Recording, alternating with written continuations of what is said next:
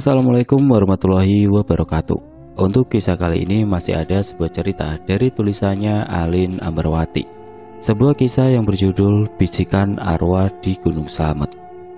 Sebelum kita lanjut ke ceritanya, tekan dulu tombol like video ini. Dan jangan lupa tekan juga tombol subscribe channel ini.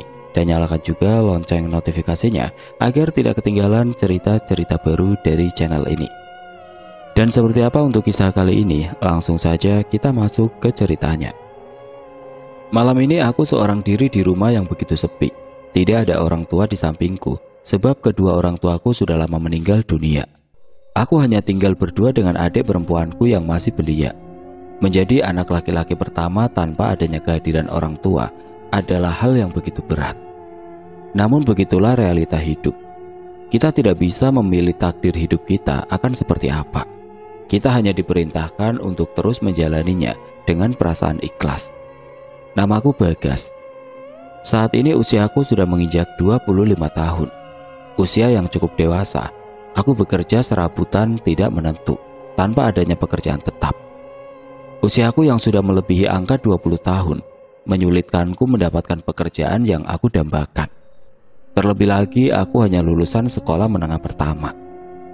Namun setidaknya aku masih sanggup untuk bekerja keras, sehingga aku dan adikku tidak kelaparan dan tidak tinggal di jalanan.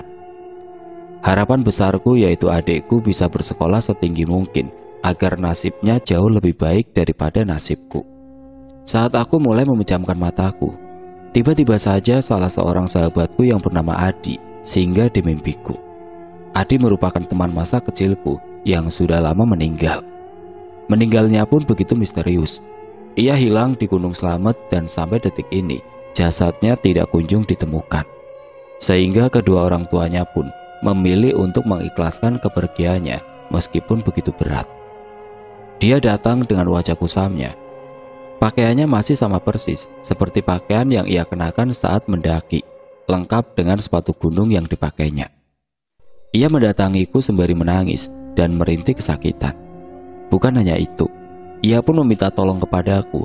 Padahal jika dihitung, kalender Adi sudah meninggal 5 tahun yang lalu. "Bagas, tolong aku, selamatkan aku," ucap arwah Adi. "Loh Di, kok kamu di sini? Bukannya kamu sudah lama meninggal?" "Aku belum mati, Gas. Tolong aku kedinginan, aku sendirian. Sekelilingku benar-benar gelap," ucap arwah Adi. "Di, kamu tenang di sana ya.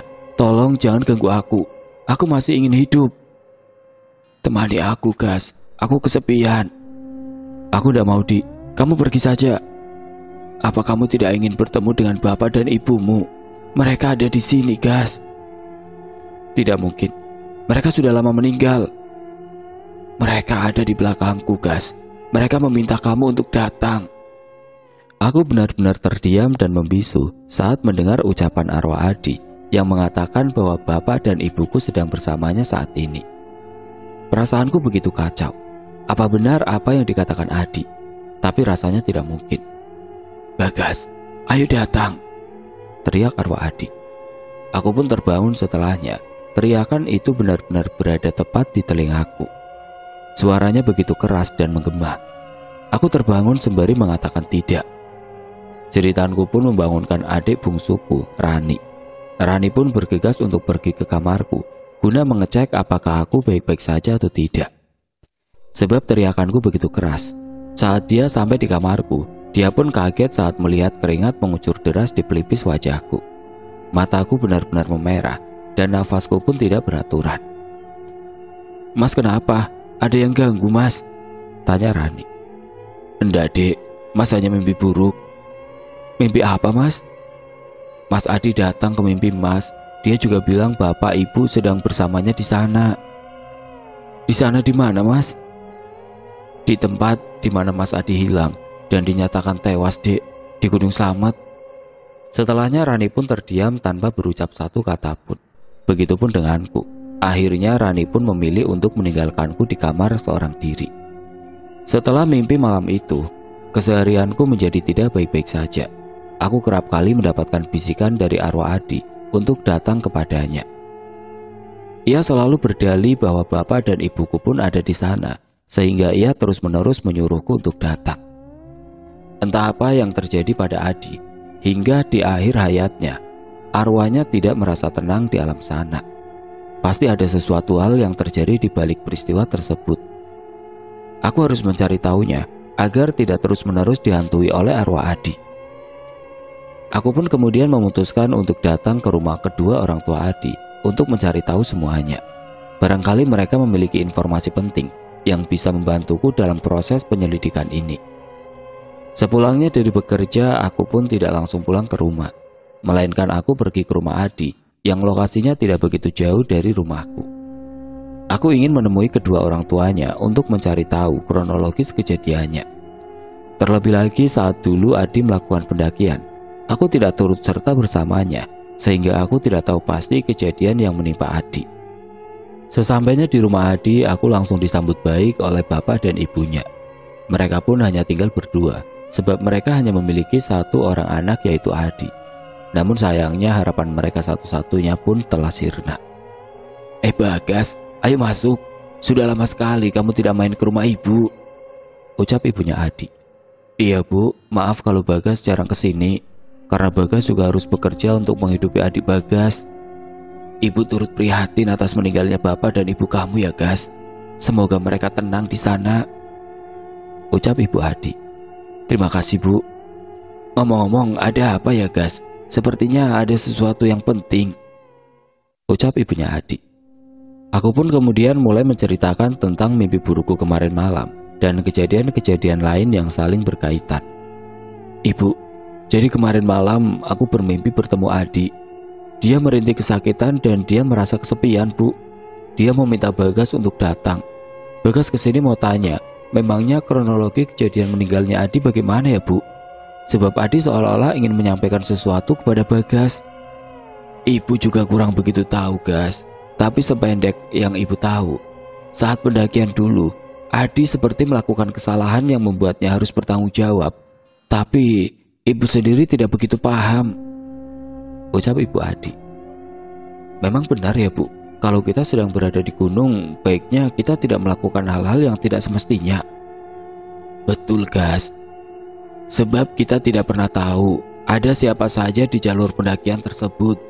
Oleh karena itu, kita harus bisa jaga sikap dan jaga perkataan supaya nasib buruk tidak menimpa kamu. Biarlah cukup Adi saja, ucap sang ibu. Namun dari raut wajahnya tidak bisa dipungkiri lagi bahwa kesedihan yang begitu mendalam masih benar-benar terpatri di dalam perasaan dan pikiran ibunya Adi. Terlebih lagi mereka belum sempat melihat jasadnya Adi untuk terakhir kalinya. Nah, jika kamu ingin tahu lebih mendalam tentang kejadian yang menimpa Adi, datang saja ke salah seorang teman Adi yang turut serta dalam pendakian tersebut. Namanya Roni. Nanti ibu berikan kontaknya Roni supaya kamu bisa mencari tahu dengan jelas.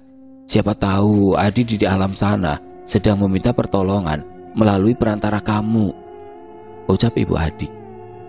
Dalam posisi tersebut, ayah Adi sama sekali tidak menimbrung pembicaraan antara aku dengan ibunya Adi. Ia lebih banyak diam dan bengong. Sepertinya sampai detik ini, ia pun masih merasa trauma dengan kejadian yang menimpa anak semata wayangnya tersebut. Setelah mendapatkan kontak dari orang yang aku cari, kemudian aku pun langsung pergi untuk membuat janji dengannya dan akan segera menemuinya.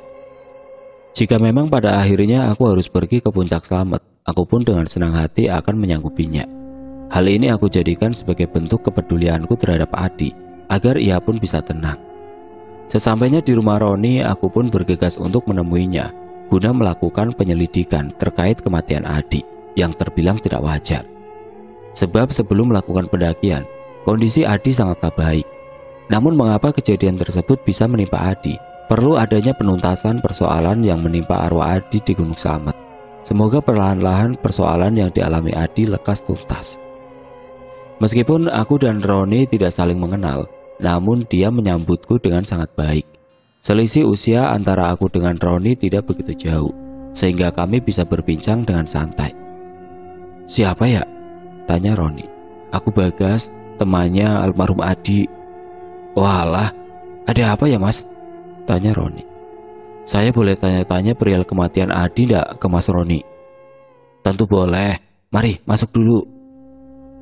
Roni pun kemudian mengajakku untuk masuk ke rumahnya agar obrolan antara aku dan Roni bisa lebih nyaman. Kalau boleh tahu, apa alasan Mas Bagas ingin tahu tentang kematian Adi? Tanya Roni.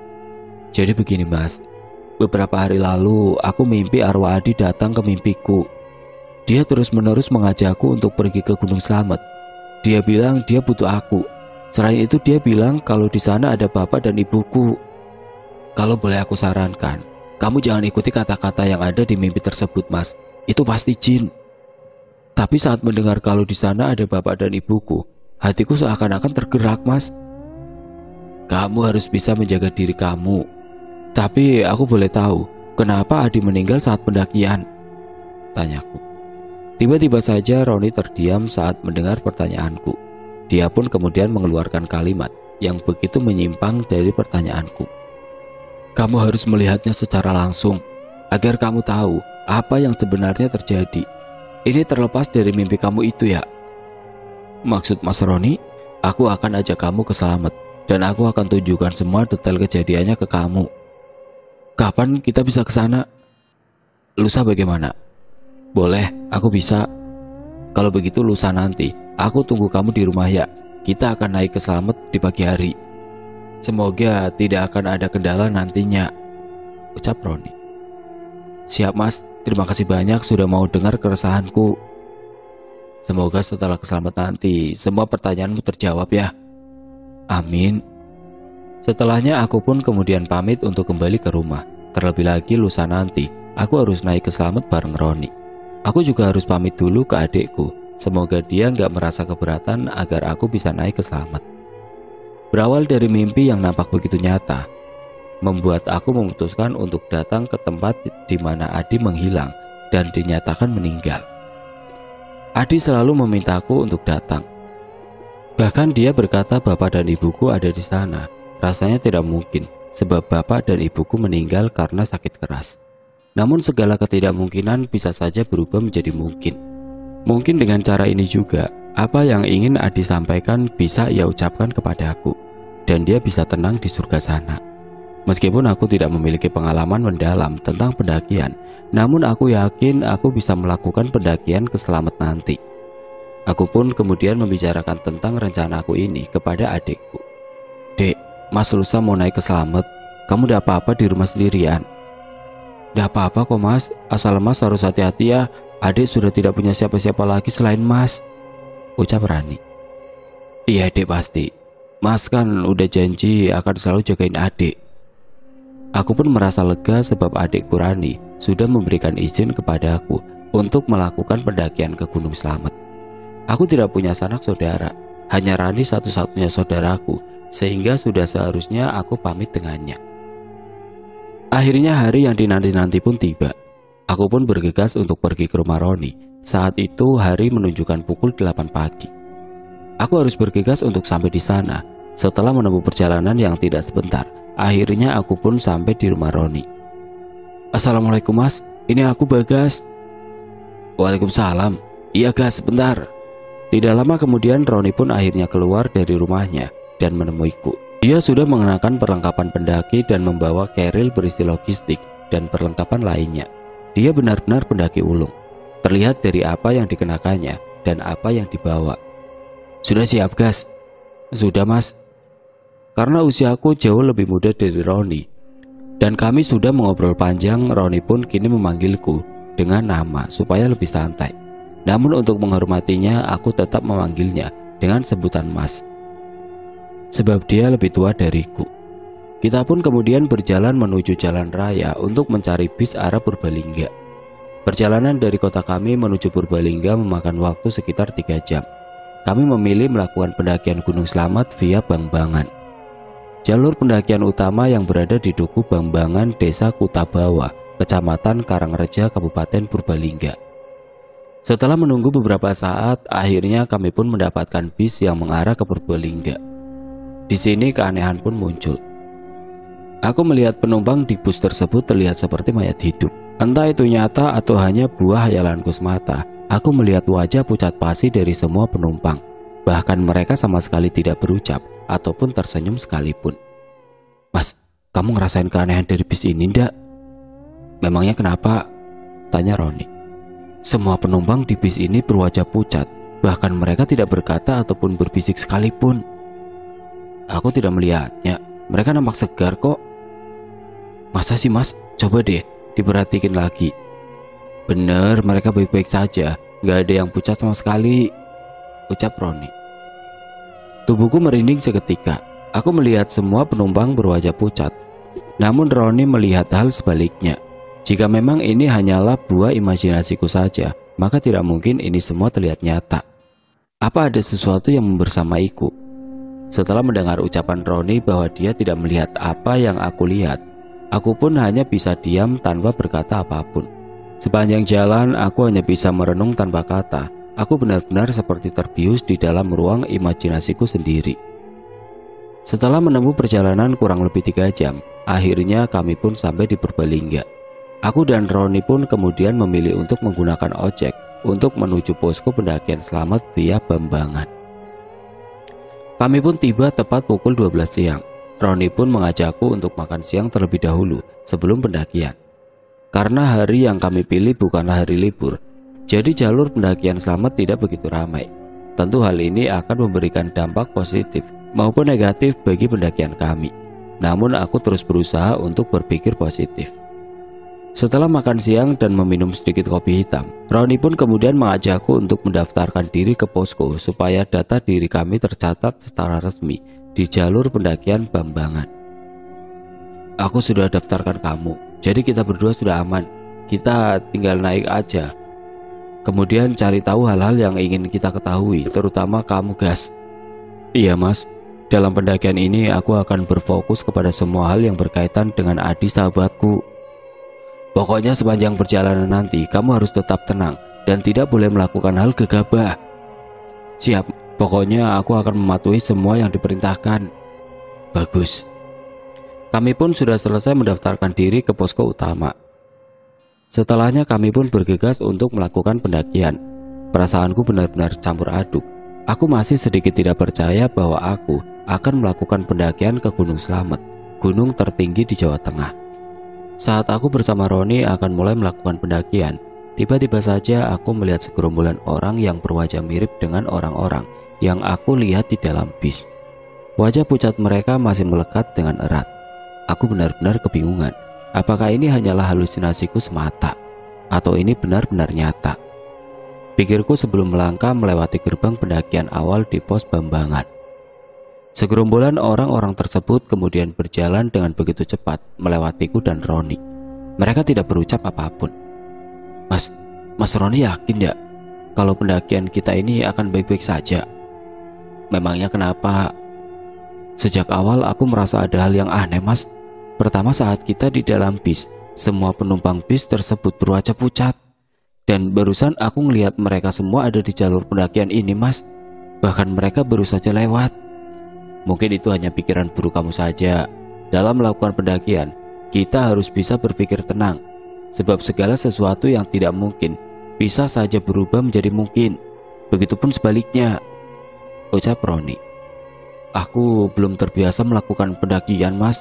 Jadi maaf ya, semisal aku terlalu overthinking. Tenang aja, insya Allah semuanya akan baik-baik saja, ucap Roni. Ya sudah mas, aku percaya sama mas. Dari basecamp Bambangan, aku dan Roni berjalan melewati pondok pemuda atau gapura pendakian Bambangan. Sepanjang jalan yang kami lewati benar-benar asri. Hamparan kebun dan sawah milik warga. Pemandangan ini benar-benar meneduhkan. Sementara jalan masih landai. Saat kami melakukan perjalanan, Roni pun mulai membuka obrolan tentang kisah perjalanan dia bersama sahabatku Adi. Jadi gini guys, 5 tahun lalu aku bersama dengan Adi dan 2 teman lainnya melakukan pendakian ke Gunung Slamet, gunung yang saat ini kita pijak. Saat itu, tepat malam Jumat Kliwon. Sebetulnya, tidak baik jika melakukan pendakian di hari tersebut. Akan tetapi saat itu Adi benar-benar sangat ingin melakukan pendakian. Saat kalian melakukan pendakian dari mulai base camp dan pos pertama, apa sudah mulai ada kejanggalan? Tanyaku. Tidak ada kejanggalan sama sekali. Sebab pos 1 sampai pos 3 terbilang pos-pos yang masih aman. Namun beda cerita dengan pos keempat, pos Samarantu. Memang ada apa dengan pos itu? Akan aku ceritakan saat kita sampai di sana. Aku masih belum mengerti alasan Adi tewas hingga mayatnya tidak ditemukan sampai detik ini. Cuma aku tidak berani untuk bertanya kepada Roni secara mendetail sebelum dia menceritakan kronologis ceritanya secara gamblang. Perjalananku bersama Roni menuju pos pertama tidak terkendala hal yang berarti. Saat itu kami sampai di pos 1 sekitar jam 2 siang. Perlahan-lahan rasa overthinkingku mulai berkurang dan kini mulai muncul rasa nyaman dalam pendakian ini. Meskipun pendakian ini bisa dibilang pendakian pertamaku, namun aku tidak begitu kaget dengan cuaca di jalur pendakian. Sebab sebelum mendaki, aku lebih dulu mencari tahu segala hal tentang Gunung Slamet. Saat sampai di pos pertama, kami memutuskan untuk beristirahat lebih dulu, untuk sekedar menghilangkan lapar dan dahaga yang mulai menyerang kami berdua. "Gimana, kamu masih kuat?" tanya Roni. "Tentu mas, tapi kok dari tadi aku belum juga bertemu ataupun mendengar suara Adi ya mas." "Suara ataupun wujud Adi yang ada di mimpi kamu bukanlah Adi yang sesungguhnya. Aku yakin kalau dia jin, jadi kamu harus lebih hati-hati," ucap Roni. Aku pun terdiam setelahnya, mencoba untuk memikirkan semua ucapan yang keluar dari mulut Roni tentang sosok arwah Adi yang tempo hari datang ke dalam mimpiku. Saat aku dan Roni masih istirahat, tiba-tiba saja aku seperti mendengar suara seorang perempuan memanggil namaku dengan panggilan yang begitu lirik. "Bagas," ucap suara tersebut. Suara tersebut sangat mirip dengan suara ibu. Sontak aku pun langsung mencari sumber suara tersebut. Aku berjalan beberapa langkah ke depan, melihat ke kanan maupun ke kiri dengan tujuan menemukan ibu. Namun ternyata hasilnya nihil. Roni yang melihat gelagat anehku pun menghampiriku. "Kenapa Gas? Kok kamu nampak kebingungan?" ucap Roni. "Tadi aku seperti dengar suara ibu manggil nama aku mas." "Nggak mungkin lah Gas, bukannya ibu kamu sudah lama meninggal?" "Betul mas, tapi siapa tahu ucapan Adi di dalam mimpiku itu benar mas. Ibu dan bapakku berada di sini, meskipun hanya bayangannya saja." "Lalu kamu percaya dengan mimpi anehmu itu?" "Ingin rasanya aku tidak percaya mas, tapi panggilan ibu tadi membuatku mulai percaya dengan ucapan arwah Adi." "Jangan bodoh Gas, kamu harus bisa berpikir realistis." "Rasa kangenku kepada bapak dan ibu membuatku tidak mampu untuk berpikir realistis mas." "Kamu ingat tujuan kamu ke sini untuk mencari semua kebenaran dari bisikan arwah Adi yang terus mengganggumu. Aku bersedia mendampingi kamu karena aku merasa paham akan kejadian yang menimpa Adi. Maka dari itu aku merasa memiliki tanggung jawab untuk menjelaskan semua detail kejadiannya kepada kamu sebagai sahabat baik Adi. Tapi aku nggak ingin kamu masuk ke dalam bisikan tersebut. Karena kita tidak pernah tahu siapa sosok yang ada di balik sosok arwah tersebut. Apakah memang itu benar-benar Adi? Atau jin yang ingin mengelabui kamu? Makanya kamu harus tetap hati-hati," ucap Roni. "Iya mas, maafkan aku yang tidak bisa menahan diri. Jadi kedepannya, semisal kamu dengar suara-suara yang membuat kamu tidak fokus, kamu harus bisa berpikir ke tujuan awal kita datang ke Gunung Slamet ini," ucap Roni. "Mohon ingatkan aku mas jika aku mulai tidak bisa berpikir jernih." "Ya sudah, tidak apa-apa. Kita lanjut saja jalan menuju pos kedua," ucap Roni. "Ayo mas." Sepanjang jalan menuju pos kedua, aku pun merasa merinding. Aku seperti merasa ada banyak orang di sekeliling kanan dan kiriku yang sedang menatapku dengan tatapan yang begitu tajam. Namun aku mencoba untuk tetap tenang. Anehnya, Roni seperti tidak merasakan hal-hal aneh yang aku alami. "Ada apa denganku? Kenapa hal-hal aneh terus menghantuiku?" tanyaku dalam hati. "Temui aku Gas," ucap suara arwah Adi yang tiba-tiba berbisik di telingaku dengan bisikan begitu lirik. "Astagfirullahaladzim," ucapku tiba-tiba. "Kenapa Gas?" tanya Roni. "Tadi aku dengar bisikan dari arwah Adi mas," ucapku dengan nada sedikit lemas. "Tapi aku tidak dengar apa-apa. Bisikannya lirik banget mas, aku benar-benar merinding seketika." "Banyakin istighfar ya Gas," ucap Roni. "Iya mas." Aku terus berdoa sepanjang jalan. Tujuanku datang ke sini yaitu mencari kebenaran agar arwah Adi bisa tenang di dalam sana dan dia tidak terus-menerus mengganggu tidur malamku. apalagi membayang-bayangi dengan mengatakan bahwa ayah dan ibuku berada di dalam gunung itu. Hingga akhirnya aku pun sampai di pos kedua. Di sini aku memutuskan untuk beristirahat kembali. Bukan hanya fisikku saja yang lelah, melainkan psikisku pun sedikit merasakan lelah yang tidak tertahankan. Di sepanjang jalan menuju pos kedua, banyak gangguan-gangguan yang terus datang. Dari mulai bisikan arwah Adi, tatapan banyak makhluk di samping kanan kiriku di sepanjang jalan, dan banyak gangguan-gangguan lainnya. Benar-benar perjalanan yang melelahkan. Kalau capek istirahat jangan dipaksakan. Apa kita mau turun saja? Tidak mas, aku belum mengetahui semua kebenarannya, jadi aku tidak sepatutnya turun sekarang. Kita akan berhenti di posko keempat, ucap Roni. Apa di sana tempat kejadian di mana Adi menghilang dan dinyatakan meninggal mas? Tanyaku penasaran. Benar, tapi kejadian itu terjadi saat perjalanan pulang, bukan saat pendakian ke atas puncak. Apa aku bisa tahu detail kejadiannya mas? Tentu, tapi aku akan memberitahukan semuanya saat kita sampai di sana. Jadi semisal di sepanjang jalan perjalanan ini, kamu kerap kali mengalami kejanggalan, kamu harus kuat dalam menahannya. Percayalah, derajat kamu sebagai manusia jauh lebih tinggi daripada mereka. Seketika saja aku terdiam setelah mendengar ucapan Mas Roni. Dia benar-benar menyadarkanku untuk tidak takut dengan makhluk gaib, sebab derajat kita yang jauh tinggi dibandingkan mereka. Meskipun belum lama aku mengenal Mas Roni, namun dia terus-menerus memberikan pengalaman baik untukku. Terima kasih banyak mas, karena sudah mengingatkanku. Sembari istirahat, aku pun kemudian menanyakan banyak hal tentang persahabatan antara Adi dengan Mas Roni. Mas Roni mulai kenal Adi dari mana? Soalnya setauku, Adi anak yang cukup introvert. Betul, memang Adi anak yang introvert, tapi dia punya hobi yang sama denganku, yaitu suka naik gunung. Dari situlah kita mulai kenal dan mulai akrab, ucap Roni. Pas mendaki ke Slamet, siapa yang paling bersemangat? Adi. Mungkin dia sudah firasat akan dipanggil sama Tuhan di Slamet mungkin. Jadi saat pendakian waktu itu, semangat dia benar-benar beda. Dia sangat menggebu-gebu, ucap Roni. Saat Adi dinyatakan tewas, aku benar-benar terpukul. Karena Adi satu-satunya sahabat dekatku mas. Maka dari itu, Adi sering datang ke mimpiku dan memintaku untuk datang. Aku terus memikirkan ucapannya itu, meskipun aku tahu bahwa mimpi hanyalah bunga tidur semata. Kamu akan segera tahu semuanya.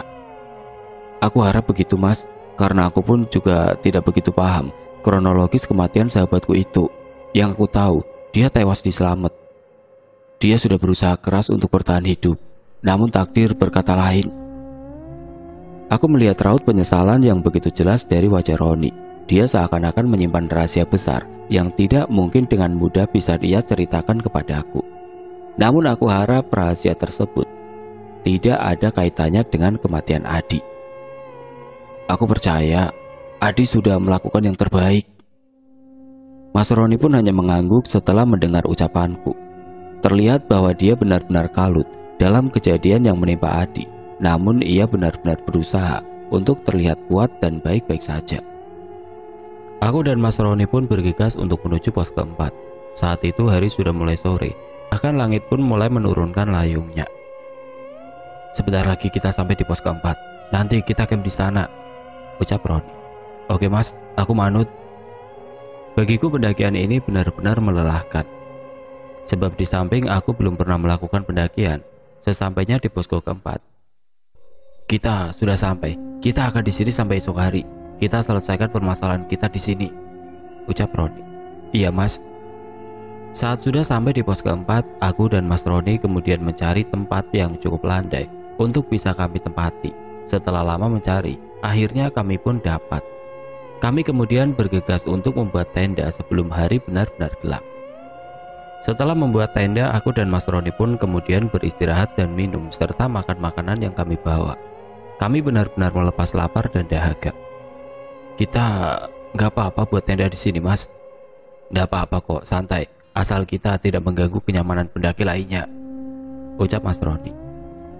Setelah kami beristirahat cukup lama, makan dan minum di dalam tenda, Mas Roni pun mulai membuka obrolan secara gamblang tentang kasus kematian Adi. Bukan cerita dengan untaian kata-kata, melainkan Mas Roni menggunakan kekuatannya untuk membuka mata batinku agar aku dapat melihat detail kejadiannya secara mandiri. Aku pun terheran-heran mengapa harus mata batin. Aku pun memberanikan diri untuk bertanya kepada Mas Roni. Memangnya Mas bisa melakukan itu?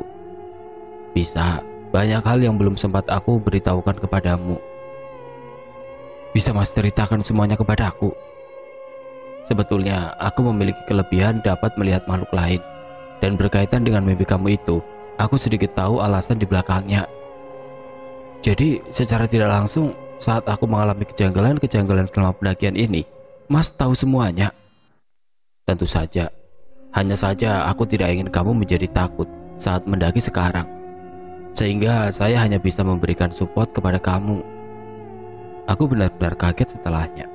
Ternyata bukan hanya aku seorang yang merasa janggal selama pendakian ini. Janggal akan makhluk-makhluk lain yang terus membersamai perjalanan kami berdua. Sebagai langkah awal untuk memberitahukanku detail kejadiannya melalui mata batin, Mas Roni mendekat ke arahku dan mulai meletakkan tangannya tepat di depan mataku. Setelahnya aku mampu melihat dengan jelas kejadian Adi yang sudah berlalu hampir 5 tahun. Di sana aku melihat wajah semangat dari Adi yang terus-menerus menjaga teman-temannya agar terus terjaga. Di sana aku melihat Adi terperosok ke dalam sebuah jurang hingga terjatuh cukup dalam. Dia terbentur banyak bebatuan dan beberapa ranting pohon. Di sana dia merintih kesakitan.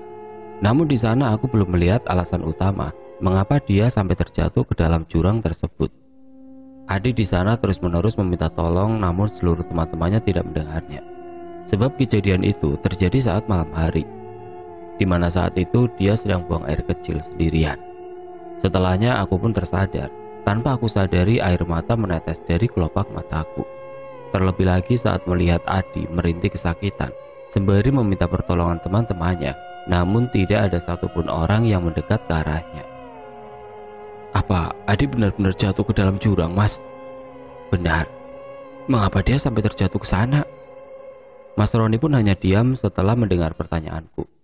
Di sini emosiku benar-benar naik turun. Aku tidak bisa membayangkan jika berada di posisi sahabatku Adi. Setelah terdiam cukup lama, Mas Roni pun kemudian membuka semuanya. Sebenarnya setelah ditelisik lebih jauh, alasan Adi bisa sampai terjatuh ke dalam jurang saat buang air kecil bukanlah sekedar karena terpeleset semata. Melainkan Adi telah berbuat hal yang tidak semestinya saat melakukan pendakian. Terutama saat Adi bersama teman yang lainnya ngecamp sebelum sampai di puncak Slamet. Adi melakukan kesalahan fatal. Dia tidak sanggup menahan hawa nafsunya untuk tidak melakukan seks saat semuanya tertidur. Dia malah asik dengan hayalan seksnya sendiri. Dia bermain-main dengan kemaluannya. Pada saat itu, hari benar-benar gelap, dan mungkin saja ada makhluk lain yang melihat kejadian itu. Setelah selesai dengan hawa nafsunya tersebut, dia kemudian pergi untuk buang air kecil. Di sana, dia seakan-akan didorong oleh sosok perempuan cantik penghuni Gunung Slamet. Roni dan teman-teman yang lainnya tidak sadar kalau Adi saat itu menghilang. Roni dan teman-teman yang lain baru sadar jika Adi menghilang setelah fajar datang. Saat itu Roni dan teman-teman tidak mendapati Adi ada di dalam tenda. Mereka pun kemudian mencari Adi ke seluruh titik yang ada di jalur pendakian Slamet, dan hasilnya nihil. Aku tidak menyangka jika kejadiannya sekompleks itu, Mas.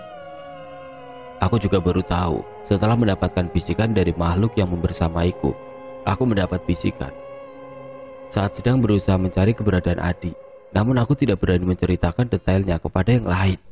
Aku hanya tidak ingin rasa trauma membayangi teman-teman yang lain. Terlebih lagi saat melakukan pendakian, ada 2 anggota perempuan yang ikut mendaki bersama. Lalu selama 5 tahun ke belakang ini, kamu menyimpan seorang diri, Mas? Benar. Dan sebetulnya bukan hanya kamu saja yang kerap kali mendapatkan mimpi buruk, melainkan hal tersebut sudah aku alami 1 tahun ke belakang ini.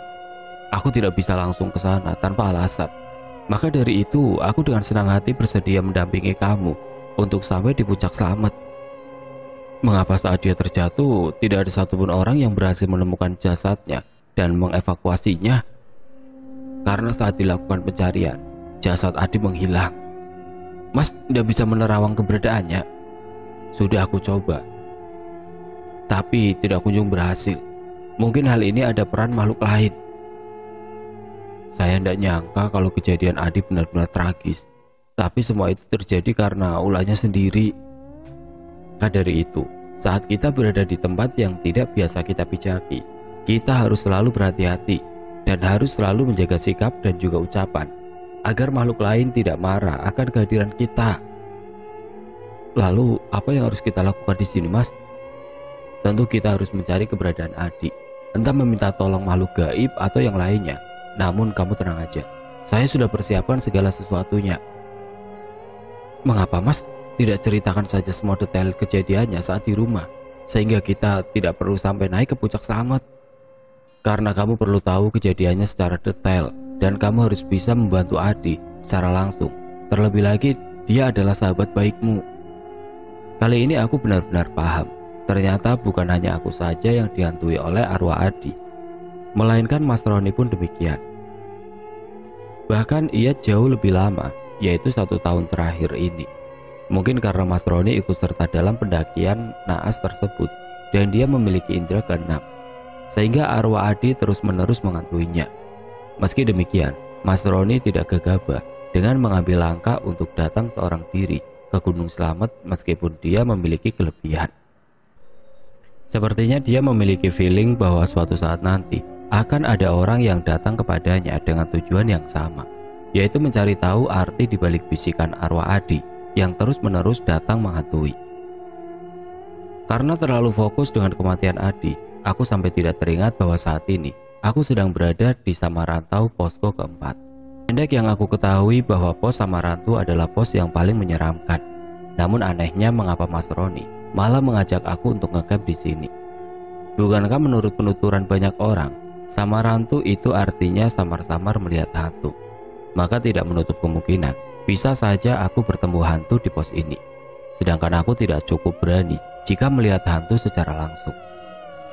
Saat aku tersadar, aku pun kemudian langsung menanyakan kepada Mas Roni, "Mas, kita kan di Samarantu. Memangnya aman, Mas?" "Memang kenapa, Gas? Kamu diganggu makhluk lain?" "Bukan, Mas. Tapi menurut penuturan banyak orang, Samarantu itu gerbangnya alam gaib, Mas. Samarantu juga diartikan samar-samar melihat hantu. Memangnya aman jika kita ngecamp di sini?" "Mengapa kita harus di sini? Karena kita harus bertemu dengan Adi," ucap Mas Roni. "Gimana caranya, Mas?" "Aku sudah membawa amalan-amalan dari tetua di daerahku, dan dia mengatakan bahwa amalan tersebut dapat mengantarkan kita untuk bertemu dengan makhluk gaib. Dan mungkin saja makhluk tersebut bisa mengantarkan kita untuk bertemu dengan Adi," ucap Mas Roni. "Bukankah kalau orang yang sudah meninggal arwahnya akan pergi ke alam barzah, Mas? Dan tentunya jika kita berhasil bertemu dia di sini, dia bukan Adi, melainkan jin korin yang menyerupai Adi." "Tidak apa, siapa tahu dia bisa memberitahukan kepada kita alasan Adi masih terus menghantui kita. Siapa tahu dia ingin dikuburkan dengan layak dan mungkin masih ada sisa tubuhnya yang bisa kita bawa untuk dikuburkan dengan layak, Gas. Kamu tidak mau?" "Bukan begitu, Mas, tapi aku sedikit takut." "Jangan takut, kita di sini untuk membantu Adi. Dia sudah menghantui kita berdua melalui mimpi. Jika kita tidak datang, sama saja kita tidak mengindahkan permintaan dia," ucap Roni. "Lalu kita akan mengamalkan amalan tersebut kapan, Mas?" "Saat malam berganti pagi, Gas. Maka dari itu kita harus tetap terjaga sampai waktunya tiba," ucap Roni. "Apa tidak berbahaya? Kamu percayakan saja padaku, Gas." "Baiklah, Mas, aku manut saja." Aku tidak tahu menahu tentang persoalan yang sekompleks ini. Maka dari itu aku hanya bisa mengikuti arahan dari Mas Roni yang lebih tahu. Aku hanya tidak menyangka jika semuanya akan berbuntut panjang. Aku khawatir ada makhluk lain yang tidak terima dengan apa yang aku dan Mas Roni lakukan di sini. Terlebih lagi ini Samarantu. Namun aku hanya bisa berserah diri. Jika terjadi sesuatu kepadaku, tolong Tuhan, lindungilah adikku di rumah, ucapku dalam hati. Aku benar-benar khawatir sebab aku tidak pernah melakukan hal ini sebelumnya. Semoga semuanya baik-baik saja dan tidak ada hal buruk yang menimpa kami berdua. Kami berdua pun terjaga sepanjang malam. Untuk mencegah kantuk, aku pun berinisiatif untuk membuat kopi hitam untuk kami minum dan memasak beberapa umbi yang aku bawa sebelumnya. Begadang memang memerlukan amunisi yang tidak sedikit, maka dari itu perut yang keroncongan harus tetap diisi. Meskipun di tengah-tengah situasi yang menegangkan, untung saja Mas Roni adalah orang yang baik. Dia mau membantuku untuk memasak ubi, sementara aku menghidangkan kopi hitam untuk kami minum. Setelah ubi dan kopi hitam selesai kami hidangkan, kami pun bergegas untuk menyantapnya. Di tengah-tengah kami menikmati santapan yang ada, tiba-tiba saja kami mendengar suara tangisan perempuan. "Mas, dengar enggak suara itu?" "Suara perempuan nangis?" "Iya mas, kayaknya suaranya tidak jauh dari sini. Siapa tahu ada pendaki perempuan yang mengalami kesulitan."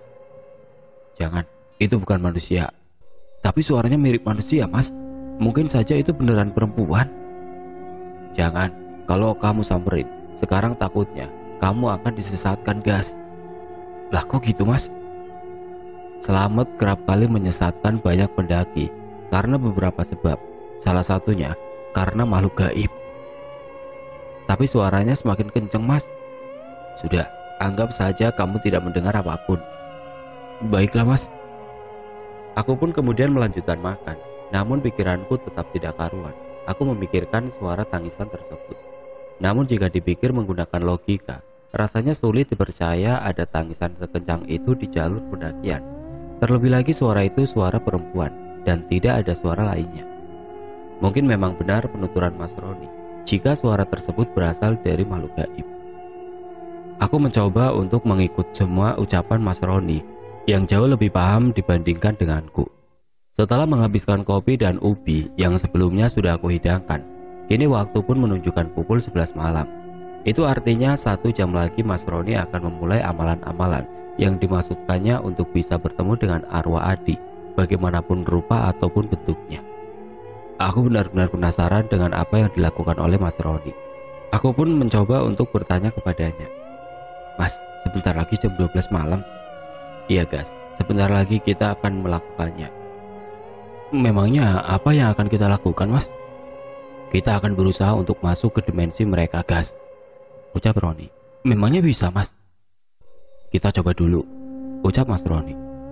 "Tenda dan semua perlengkapan kita perlu kita kemasi lebih dulu atau bagaimana mas?" "Baiknya kita kemasi saja lebih dulu.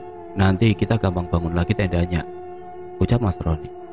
"Oke mas, saya akan kemasi sekarang." Karena waktu saat ini hampir menunjukkan pukul 12 malam, aku pun kemudian bergegas untuk membongkar tenda dan membereskan semua barang-barang yang kami punya. Roni pun membantu proses pembongkaran tenda ini. Kini waktu pun menunjukkan pukul 12 malam. Setelah tenda dan perlengkapan lainnya selesai dirapikan dan dimasukkan kembali ke dalam keril, Mas Roni pun kemudian bergegas untuk mengajakku menuju ke suatu tempat. Aku pun mengikutinya tanpa bertanya panjang lebar tujuan tempat yang dimaksudnya. Mas Roni pun kemudian mengajakku menuju ke suatu tempat. Kami berjalan mengitari pos Samarantu hingga Mas Roni menemukan di mana titik yang menyerupai gerbang ke alam lain. Aku sedikit tidak tahu bagaimana cara membedakannya. Aku hanya turut serta bersama dia. "Kita akan memulainya dari sini," ucap Mas Roni. "Mas tidak mau melakukan ritual-ritual semacam penyembahan jin atau lainnya kan?" "Hendak. Buat apa saya melakukan itu?" ucap Mas Roni. "Saya hanya khawatir saja mas. Jika di sini kita melakukan ritual yang tidak semestinya, khawatir penghuni gunung ini tidak terima dengan hal tersebut." "Bukan kok, saya juga sudah memikirkan semuanya matang-matang. Saya hanya akan gunakan kelebihan saya untuk bisa masuk ke dimensi lain dengan perantara amalan-amalan yang sudah saya miliki," ucap Mas Roni. "Mas, saya kan tidak memiliki kelebihan itu. Apa saya bisa ikut serta dengan mas?" "Kamu akan saya buka dulu mata batinnya. Setelah itu kamu akan ikut bersamaku." Setelahnya Mas Roni pun bergegas untuk membuka mata batinku. Tidak lama kemudian hal-hal yang mengerikan pun benar-benar terlihat di kelopak mataku. Banyak sekali penampakan makhluk gaib yang saya lihat di Gunung Slamet. Bahkan saat ini mereka seolah-olah berdiri dan menyambut kedatangan kita berdua. "Kamu harus bisa menahan diri, kendalikan pikiranmu," ucap Mas Roni. "Iya mas, saya benar-benar takut." "Jangan terbawa oleh rasa takutmu. Setelah semuanya selesai, saya akan kembali menutup mata batinmu," ucap Mas Roni. Baiklah Mas. Jujur ini adalah kali pertama aku melihat penampakan makhluk gaib tidak kasat mata di depanku sendiri. Mereka benar-benar menyeramkan. Jika mata batinku terus dibuka, maka aktivitas keseharianku pasti akan sangat-sangat terganggu. Untung saja setelah semua usai, Mas Roni mau menutup semuanya. Tiba-tiba saja Mas Roni terdiam sembari mengucapkan beberapa kalimat, namun tidak bersuara. Hal tersebut terlihat dari gerak bibirnya. Dia kemudian memintaku untuk memegang pundaknya. Aku pun bergegas untuk melakukannya. Tiba-tiba saja tidak lama setelah Mas Roni terdiam dan aku memegang pundaknya, pandanganku mendadak kabur. Mulai menghitam dan benar-benar hitam pekat, layaknya orang yang mau jatuh pingsan. Kepalaku pun benar-benar pusing tidak karuan. Rasanya ingin bertanya kepada Mas Roni, namun mulutku benar-benar tidak dapat aku gerakan. Hingga akhirnya, aku seperti terjatuh dari ketinggian. Brak! Suara yang begitu kencang. Setelahnya aku pun berada di tempat yang benar-benar asing. Aku mencoba membuka mataku perlahan demi perlahan. Dan di sana, aku melihat Mas Roni yang berada tepat di sampingku. Ia masih tidak sadarkan diri. Aku pun mencoba untuk membangunkannya. Mas, bangun. Kita ada di mana sekarang? Tidak lama setelahnya Mas Roni pun bangun dan kemudian menatapku dengan tatapan yang begitu tajam. Akhirnya kita sampai, Gas, ucap Mas Roni. Sampai di mana, Mas? Di tempat Adi yang aku maksud, ucap Mas Roni. Aku pun hanya bisa diam setengah tidak percaya. Bagaimana bisa kita yang tadinya ada di Samarantu tiba-tiba berada di dimensi lain? Tepat di mana arwah Adi singgah, aku seperti mimpi. Ini nampak benar-benar tidak nyata. Meskipun banyak pertanyaan yang muncul di benakku, namun aku berusaha untuk menepisnya. Aku juga hanya bisa ikut kemana Mas Roni pergi. Saat ini Mas Roni mulai mencari-cari seseorang yang sedari awal dicarinya di tempat yang aku sendiri pun tidak tahu. Menurut penuturannya, ini adalah dimensi makhluk gaib. Belum cukup lama kami berjalan, aku sudah mendengar suara yang terdengar tidak asing bagiku. Bagas, akhirnya kamu datang, ucap sumber suara itu. Suara itu benar-benar terdengar sangat lirih, namun suara itu sangat mirip dengan suara Adi. Aku pun menuturkannya kepada Mas Roni. Mas, tadi aku dengar Adi bicara padaku, namun aku tidak melihat sosoknya sama sekali. Kita harus ikuti sumber suara itu, ucap Mas Roni. Suara itu pun terus-menerus memanggil namaku. Aku bersama Mas Roni pun mencoba mengikuti sumber suara tersebut. Kami berjalan cukup jauh di tengah kegelapan yang tidak kunjung usai. Aku pun khawatir jika aku bersama Mas Roni terlalu lama di sini, bisa jadi hal buruk bisa datang menghampiri kami. Atau bahkan, kami sama sekali tidak bisa keluar dari dimensi gaib ini. Aku takut kekhawatiranku bisa terjadi. Setelahnya aku melihat seorang lelaki dari kejauhan. Dia berpenampilan seperti seseorang pendaki, namun dengan pakaian yang sudah terlihat lusuh. Dari postur tubuhnya, aku seperti mengenal sosok itu. Sosok itu sangat mirip dengan Adi sahabatku. Dan sepertinya bukan hanya aku saja yang melihatnya, namun Mas Roni pun sama. Kami pun kemudian mendekat ke arahnya. Dan terlihat dengan jelas bahwa itu benar-benar arwah Adi sahabatku. Adi, akhirnya kamu mendengar bisikanku, Gas, ucap arwah Adi. Aku masih tidak percaya dengan kejadian yang ada di depan mataku. Aku mencoba untuk menepuk-nepuk pipi kanan dan kiriku, namun terasa sakit. Itu tandanya kejadian ini benar-benar nyata, meskipun sangat sulit diterima oleh akal manusia. Kamu juga datang, Ron. Akhirnya kamu bisa bertemu denganku lagi, ucap arwah Adi. Arwah Adi pun kemudian berbalik menghadap kami berdua. Aku melihat wajah pucatnya yang dipenuhi dengan luka. Ia benar-benar terlihat begitu tersiksa. Entah kejadian buruk apa yang sudah dilewatinya. Mengapa kamu terus meminta kami untuk datang? Ucap Mas Roni. Sebab aku tidak ingin sendirian. Tapi dunia kita sudah berbeda. Tapi aku belum mati. Mengapa kamu berpikiran kalau kamu belum meninggal, Di? Apa penyebabnya? Setelah aku mengutarakan pertanyaan itu, Adi terlihat murung. Terlihat raut wajah sedih yang ditunjukkan oleh arwah Adi. Sepertinya sampai detik ini ia belum juga sadar jika ia sudah meninggal dalam waktu yang cukup lama. Aku seketika saja merasa sedih karena sampai detik ini dia belum sadar jika ia sudah lama meninggal. Mungkin dia berpikir bahwa ia hanya terluka, bukan sampai mengembuskan nyawa. Situasi ini benar-benar sulit. Di satu sisi aku tidak tega melihat Adi yang belum menyadari bahwa dia sudah meninggal. Namun di sisi lain, Adi harus tahu bahwa dirinya sudah meninggal agar dia bisa tenang di alam sana. Dan aku harus menyadarkannya. Adi, aku harus mengatakan yang sebenarnya. Kamu sudah berbeda dunia dengan kami. Kamu sudah lama meninggal, ucapku sembari meneteskan air mata. Tidak mungkin, Gas. Aku belum meninggal, ucap arwah Adi. Aku hanya bisa terdiam setelah mendengar harapan yang terus dilontarkan oleh Adi. Harapan tentang dirinya yang masih hidup. Namun nyatanya dia sudah sangat lama meninggalkan dunia ini, meskipun jasadnya sampai detik ini belum ditemukan. Roni pun mencoba mendekati Adi baik-baik. Ia sendiri tidak begitu tahu pasti kejadian kematian Adi yang sesungguhnya, sebab saat itu Adi pergi seorang diri dan terperosok ke dalam jurang. Ron, aku salah, ucap Adi sembari menangis. Sepertinya ia mulai menyadari dan mengingat kembali kejadian malam itu. Nampak raut penyesalan tersirat di wajah lusuh Adi. Kenapa, Di? Kamu bisa ceritakan semuanya kepada kami? Aku sudah melakukan hal yang tidak senonoh saat kita melakukan pendakian kala itu. Kamu pasti tahu apa yang kuperbuat, Ron. Tapi sungguh, aku benar-benar menyesal, Ron, karena aku tidak mampu menahan hawa nafsuku, ucap arwah Adi. Kejadian di malam itu bagaimana, Ron? Sebab tidak ada satupun dari kita yang tahu jika kamu pergi.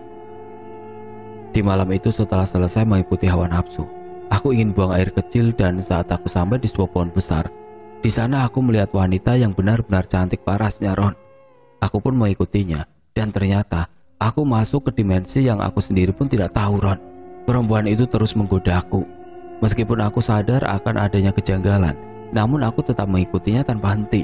Lagi-lagi, aku hanya mampu mengikuti hawa nafsuku semata.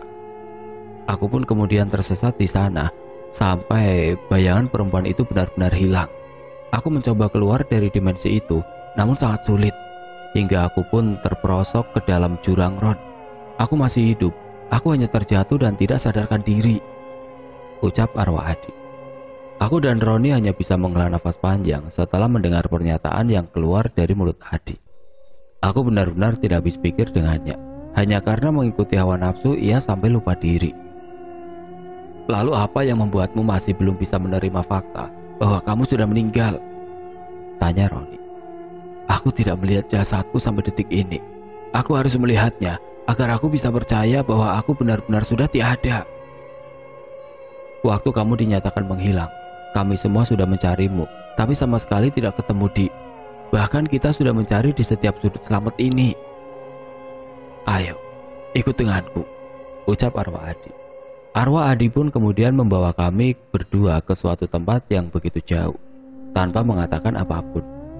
Kita mau kemana, Di? Kamu bisa beritahukan kepada kami di mana terakhir kali kamu terjatuh, supaya kami bisa mencarinya di titik itu.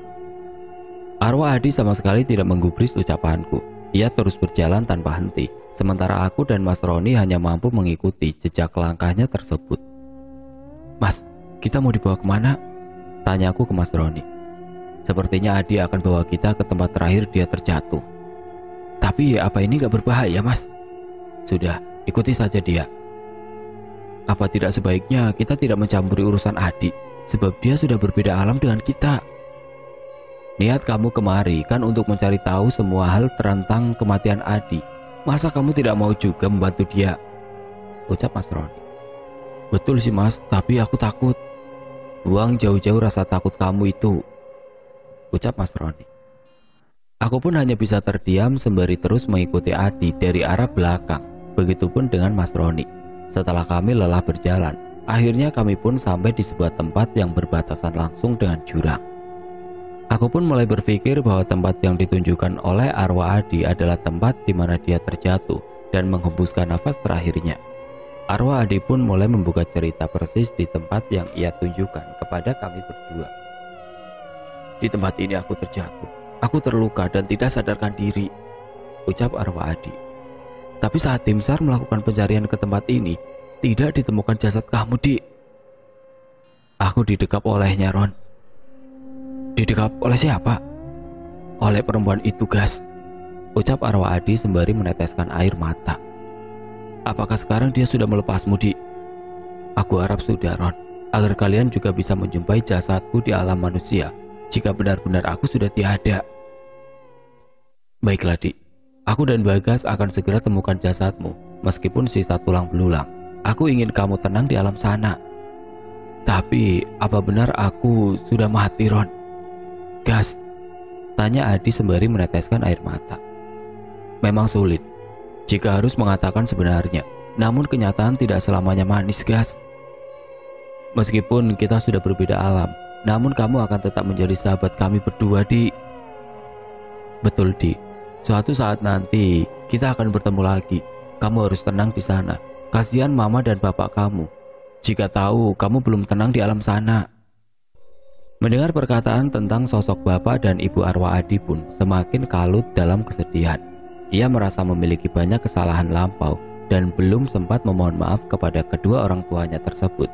Hingga di hari terakhir dia hidup di dunia ini, selain ia ingin dikuburkan secara layak, ia pun juga ingin bertemu dan memohon maaf kepada kedua orang tuanya tersebut. Gas, boleh sampaikan pesanku untuk bapak dan ibu di rumah, ucap arwah Adi. Tentu boleh. Sampaikan maafku dari hati yang paling dalam kepada mereka. Maaf karena aku tidak kunjung pulang, dan ucapkan kepada mereka agar mereka selalu hidup bahagia, Gas, ucap arwah Adi sepulang dari selamat. Aku akan sampaikan semua pesanmu untuk bapak dan ibu di rumah. Saat aku mengatakan hal tersebut, aku pun teringat akan perkataan arwah Adi di dalam mimpiku yang mengatakan bahwa bapak dan ibuku ada di sini. Dik, boleh aku bertanya? Tentu boleh. Waktu kamu datang ke mimpiku, kamu mengatakan bahwa bapak dan ibuku ada di sini. Apakah benar? Maafkan aku, Gas. Aku hanya memanfaatkan nama mereka untuk memaksamu datang ke sini. Aku tidak bermaksud jahat kepadamu, ucap arwah Adi. Ada rasa kecewa setelah Adi mengatakan hal tersebut. Namun di sisi lain saat ini yang sedang mengalami kesulitan adalah Adi. Mungkin memang dia harus berbohong terlebih dahulu kepadaku agar aku mau datang. Ya sudah, tidak apa-apa, Dik. Aku sudah ikhlas dengan kepergian bapak dan ibuku. Adi pun nampak menyesal karena telah memanfaatkan kesedihan Bagas demi keuntungan hidupnya sendiri. Adi tidak menyangka jika kebohongan tersebut berdampak buruk kepada psikisku. Namun aku mencoba memaklumi situasi yang sedang dihadapi oleh sahabatku Adi. Setelah mengetahui posisi terakhir Adi sebelum meninggal, aku dan Roni pun mulai membuat rencana untuk melakukan proses evakuasi. Akan tetapi satu hal yang harus kita lakukan lebih dulu, yaitu aku dan Roni harus bisa keluar dari dimensi dunia lain ini. Sebab jika kita terlalu lama di tempat yang tidak semestinya, kita berdua tidak akan mungkin bisa keluar dari sini. Kita harus segera keluar, Gas. Kita harus pamit dulu kepada Adi. Kita sudah tidak punya banyak waktu, Gas. Kita harus segera. Ya sudah, ayo Mas, kita harus bergegas. Aku pun kemudian berlari untuk mencari titik di mana awal kita masuk ke dalam dimensi ini. Sementara Mas Roni terus-menerus meraba agar titik awal itu segera ketemu. Kami sudah berputar-putar cukup lama namun tidak kunjung menemukan jalan. Tiba-tiba saat kami merasa kebingungan, Adi pun muncul tepat di hadapan kami. Ia pun kemudian memberikan kami petunjuk jalan keluar yang benar. Kalian harus segera keluar. Di ujung pohon keluarlah sembari memejamkan mata, ucap arwah Adi. Terima kasih, Dik. Aku akan segera menemukan jasadmu dan tenanglah kamu di surga. Ayo Gas, segera, ucap Mas Roni. Kami berdua pun kemudian berlari menuju ujung pohon yang dimaksud oleh Adi sembari memejamkan mata. Tidak lama setelahnya kami pun kembali ke posko Samarantu. Ternyata di sana sudah banyak pendaki yang sedang melakukan pendakian. Mereka bahkan merasa kaget dengan kemunculan kami yang tiba-tiba. Kalian dari mana? Kok tiba-tiba muncul di Samarantu? Tanya salah seorang pendaki. Saat itu hari memang sudah cerah. Kami sendiri bingung saat itu sudah pukul berapa. Kami pun hanya bisa menjawab pertanyaan dari pendaki tersebut sekadarnya. Kami tersesat, Mas, ucapku mengalihkan jawaban yang sesungguhnya. Bukannya kalian pendaki yang dinyatakan hilang 4 hari lalu? Wajah kalian sangat mirip dengan yang ada di papan pengumuman, ucap pendaki tersebut. Aku dan Mas Roni benar-benar shock akan ucapan dari pendaki tersebut. Sebab kami merasa bahwa kami tidak lama berada di dunia Adi. Tapi mengapa dinyatakan hilang selama 4 hari? Hal ini benar-benar membuat kami berdua merasa kebingungan. Kami segera turun mas, supaya tim pencari bisa menghentikan pencariannya untuk kami. Terima kasih mas untuk informasinya, ucap Mas Roni. Kami berdua pun bergegas untuk turun dari posko Samarantu. Tidak butuh waktu lama untuk akhirnya sampai di Samarantu. Padahal saat naik ke atas perjalanan kami cukup lama. Namun anehnya saat turun, kami benar-benar hanya membutuhkan waktu yang sebentar. Saat kami sampai di posko pendaftaran, para petugas di sana pun merasa shock akan kedatangan kami. Sebab menurut penuturan mereka, pencarian terhadap kami sudah dilakukan selama 3 hari ke belakang, namun tidak kunjung membuahkan hasil. Kami pun akhirnya menceritakan semua kronologis kejadiannya. Kami juga meminta bantuan kepada mereka untuk mengevakuasi jasad Adi yang sudah hilang 5 tahun lalu. Kami berdua pun tetap ikut proses evakuasi tersebut tanpa adanya rasa lelah. Setelah kami berdua menunjukkan tempat yang sesuai dengan yang ditunjukkan oleh Adi, akhirnya jasad Adi pun berhasil ditemukan dan hanya tersisa tulang belulang yang sudah mulai keropos. Tim pencari pun langsung mengevakuasi dan memasukkan jasad tersebut ke dalam kantong jenazah untuk kemudian dibawa ke rumah sakit sebagai bahan otopsi untuk memastikan bahwa jasad tersebut benar-benar milik Adi. Setelah semua proses usai, ternyata benar jasad itu benar-benar jasad Adi. Kami berdua pun kemudian memberitahukan perihal ini kepada bapak dan ibu Adi. Mereka nampak shock, namun terlihat kelegaan dari wajah mereka. Tidak lupa kami pun menyampaikan pesan yang diberikan oleh Adi kepada kedua orang tuanya tersebut. Setelah semuanya usai, aku dan Mas Roni kemudian melihat senyum Adi yang mereka dari atas sana. Kini Adi benar-benar sudah tenang di surga dan tidak ada lagi bisikan arwah dari sosok Adi dari Gunung Slamet. Oke teman-teman, sekian untuk cerita kali ini. Bagaimana menurut kalian tentang kisah ini? Tulis komentar kalian di kolom komentar. Dan semoga apa yang sudah saya sampaikan dalam kisah ini dapat dijadikan pembelajaran untuk kita semua. Dan buat teman-teman yang baru bergabung, jangan lupa untuk like, komen, share, serta subscribe channel ini. Dan nyalakan juga lonceng notifikasinya agar tidak ketinggalan cerita-cerita lainnya. Dan akhir kata, wassalamualaikum warahmatullahi wabarakatuh.